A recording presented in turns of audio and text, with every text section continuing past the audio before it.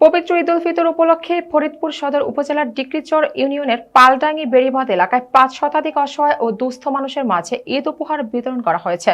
প্রতিনিধি মাহবুব চিস্তি জানান, মঙ্গলবার রাতে আয়োজিত এই অনুষ্ঠানে প্রধান অতিথি হিসেবে উপস্থিত থেকে ঈদ উপহার বিতরণ করেন ফরিদপুর সদর ৩ আসনের সংসদ সদস্য চৌধুরী নায়েব ইউসুফ এমপি। এ সময় যুবদল নেতা ও সমাজসেবক রুবেল হোসেন দুলালের নিজ উদ্যোগে এই ঈদ উপহার বিতরণ কার্যক্রমের আয়োজন করা হয়। এ সময় এলাকার দরিদ্র ও সুবিধাবঞ্চিত মানুষের মাঝে ঈদ উপহার তুলে দেওয়া হয়। অনুষ্ঠানে আরো উপস্থিত ছিলেন ফরিদপুর কোতোয়ালি থানা বিএনপির সভাপতি আব্দুর রব মিয়া, আব্দুল লতিফ মিয়া, মহানগর যুবদলের সাধারণ সম্পাদক আলী রাজাউল বিশ্বাস তরুণ সহ বিএনপি ও এর অঙ্গ সংগঠনের বিভিন্ন পর্যায়ের নেতাকর্মীরা। এ সময় বক্তারা বলেন, ঈদ আনন্দ সবার মাঝে ছড়িয়ে দিতে এমন উদ্যোগ প্রশংসনীয়। ভবিষ্যতে অসহায় মানুষের পাশে থাকার প্রত্যয় ব্যক্ত করেন তারা।